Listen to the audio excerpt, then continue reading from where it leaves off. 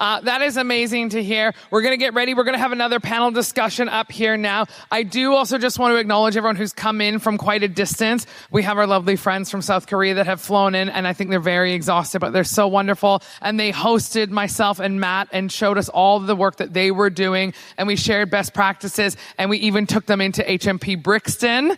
To their surprise, I think last year, we took them into a prison for the first time, but it was really great. And on that note as well, on the way out, when you pass the registration desk, you'll see a pile of cookies. Those have all been baked by the team at Clinks at HMP Brixton. And there's a whole bunch of, yes, you can applaud that. That's amazing. We love them and we want to support them for sure. It's so good. And I know you've also heard a lot of ideas in here today, and we're talking about tech. We have a long list of ideas that we want to do. So if anyone in this room wants to throw more funding our way, we won't be mad at you. How about that? I also just want to say, just thank you for everyone for showing up. We're doing one last little panel here, and then we're going to let you go out. There's some canapes, there's some drinks, we'll get to celebrate, and then we're all going to have a lovely rest of the day. But I'll invite out my panelists here. Georgia, I'll have you come out. And then I think, let's see, yes, welcome to the stage. We have Georgia Walden, Rotimi Merriman-Johnson, and I have a second, hang on. Yep. Is there someone else over there who needs a handheld? Okay, well, there we go. We'll just do that. And we can start talking. Look at this. We love this. So we wanted to talk to influencers. We're just waiting for a couple of them to get mic'd up and come up here. And we just want to talk about influencers because we want to say, what are people saying? What are people talking about? What are people resonating with online? All three of these influencers are talking about money and finances. Thank you guys so much. Thank you so much. Please welcome Timothy and Rotimi, everyone. Yeah. Welcome, guys. Thank you so much.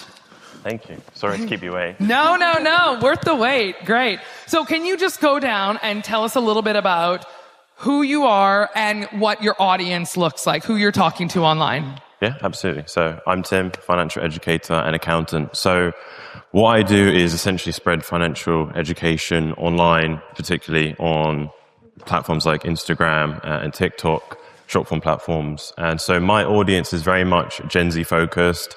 It's almost bridging that gap between what school doesn't teach, the younger generation about financial education and what they actually need to know to prepare themselves for building financial stability later on in life. So that's kind of me in a nutshell. Awesome. Do you want to go? Good morning, everyone. Good morning, everyone. Yeah. My name is Rotimi Merriman-Johnson. I'm also a financial educator. We're all friends as well. Yeah. We all know each other. And I started a financial education platform called Mr. MoneyJar in 2019. I talk about finances in a general sense. I also help to explain financial matters that happen in the news to people. And I also specialize in wealth in the Black British community as well. I work with banks, investment companies, insurance companies. We've all been invited to Number 10 quite a few times to work with. I haven't. When do these invites come out? We'll let you know in the next Okay, yeah. And yeah, it's been a really interesting 7 years because the social media space is a rapidly developing space. Every year is different, and it leads to really cool events like this. So thank you. Thank you. Georgia. Hi, I'm Georgia. Is it working? Yeah. I'm a full-time financial advisor, so that's my main thing. I have my own independent financial advice firm called Tailored Wealth, and that's basically just a one-man band. And then I obviously have Money Matters on the side, which is basically everything financial education. I think my audience probably differs ever so slightly. So mine's probably slightly older, and I think that's because I'm mainly coming in from the financial advice perspective than the education perspective, but they kind of go hand in hand anyway. Okay, so for the people in this room, when you say slightly older, what are you talking about? Are you talking older than Gen Z, or what are we talking about? 35. How much? 35 plus. 35 plus. Oh, ancient. Oh my gosh. Who's older than 35? Yuck. Get out of here. Tim, you were talking about Gen Z is primarily your audience, and we're finding a big uptick in Gen Zers being in serious debt, and the number of debts they're in, the amount of the buy now, pay later stuff. What are they saying? What are they talking about right now? What kind of content are they resonating with? Are you seeing like them really struggling with the buy now, pay later stuff or the credit? Like, what are you seeing most of in your audience? Yeah, I mean, we've got nearly, is it a million young people now out of work and not in education in this country, which is like the highest it's been. When I started my journey online, I actually started by talking about my struggle. When I graduated uni in 2020, it was just as COVID hit. So I spent nearly a year trying to find a job, and I couldn't. It was literally like a sea of rejection, as a lot of people were experiencing, but I felt like I was alone because all the people around me, all my friends had already secured roles and were already working. And I went online and I spoke about that journey once I'd managed to find something, and so many people resonated with that. But it's the fact that you think that you're alone when you're going through it, when you're not. And I think one of the things that I tried to do is to, shine a light on the struggles that a lot of young people are facing. And yeah, the big one is the lack of jobs out there at the moment. That's really the main one, to be honest. Yeah. And so for the slightly older crowd as well, the ancient 35-year-olds, what are you 35. Hearing? What are you hearing from them? So lack of jobs coming out of uni and stuff like that. But what are you hearing from your audience at that age? Because that's maybe they're a little bit older. They may have thought they've been in a different financial situation with their lives. What are you hearing? I just don't think it's just one pressure anymore. It's coming from like multiple directions. So I think people, lots more people have irregular income.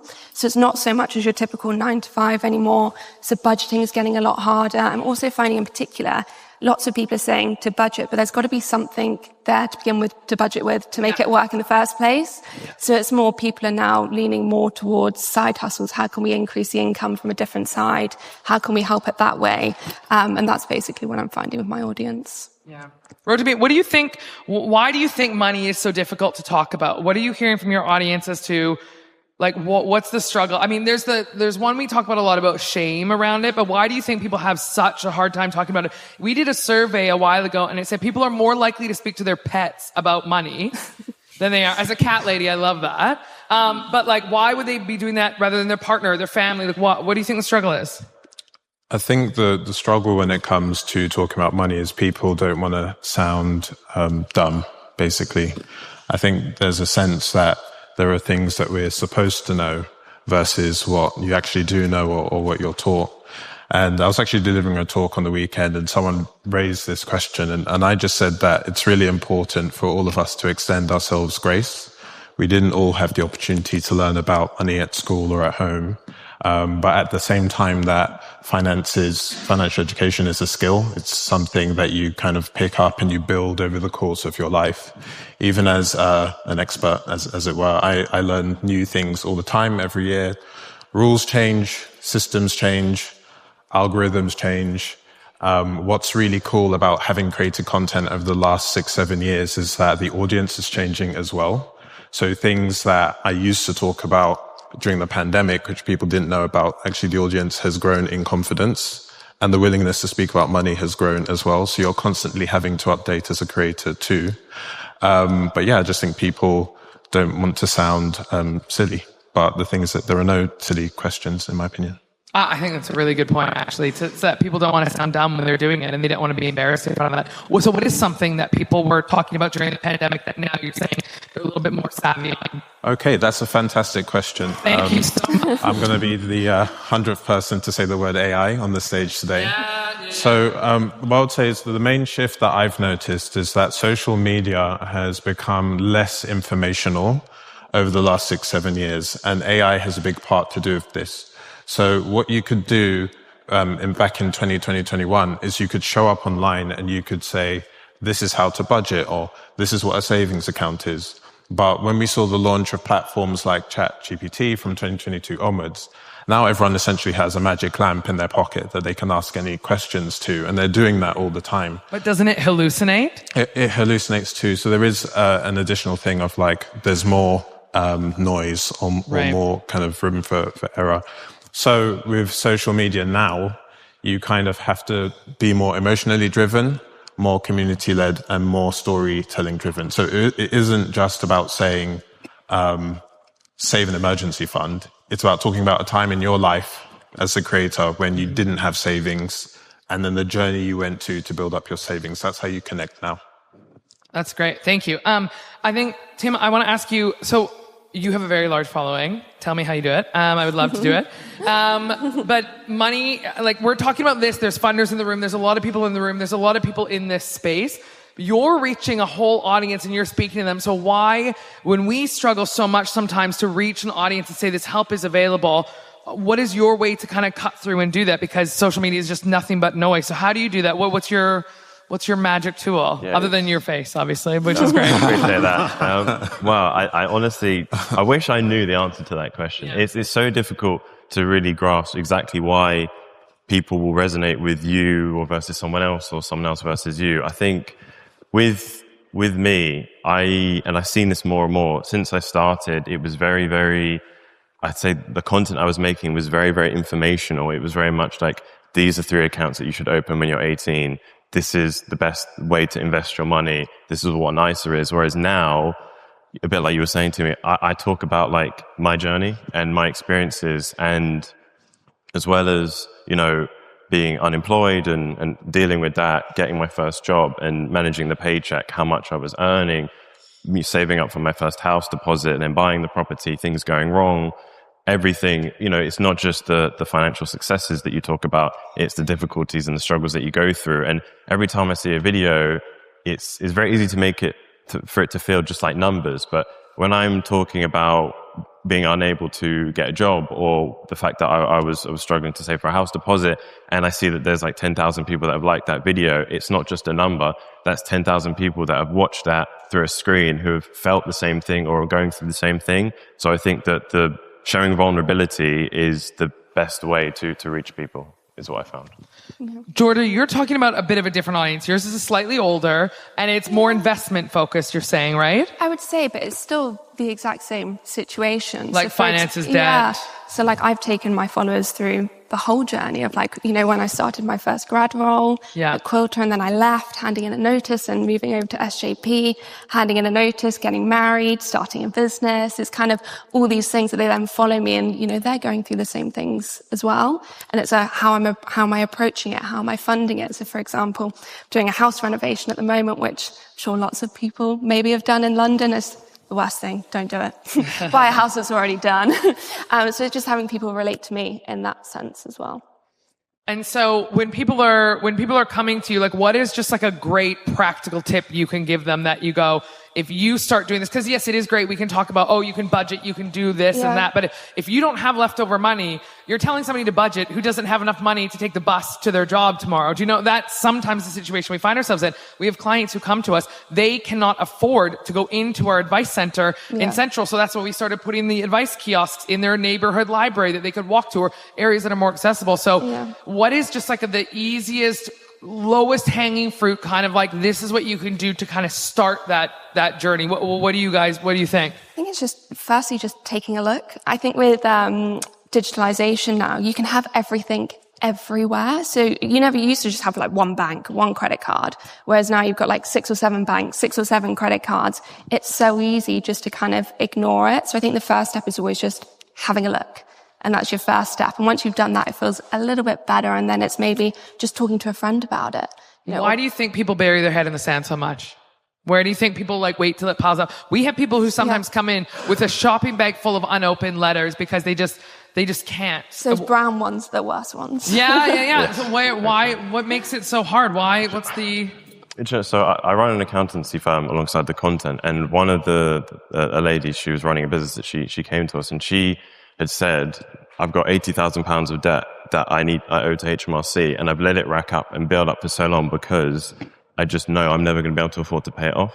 And it's like the lack of hope, thinking that you basically will never be able to overcome it. I think that's the thing that creates the avoidance. You just want to kick the can down the road. And so obviously we're trying to help her implement a payment plan, and she's getting there. But it's like, you need to have the belief that making a start will actually one day help you get to where you want to get to. I think that causes a lot of avoidance. Rotimi, the buy now, pay later stuff is like, it's so popular right now. Is it good? Like, is there good in it? Or is it just, this is a nightmare? You're paying for a spaghetti dinner 2 years from now. That's insanity. Like, what do you think there's actually a benefit to the buy now, pay later? I think it's too easy to take it out. I went to a retailer last year to buy like a £10 item.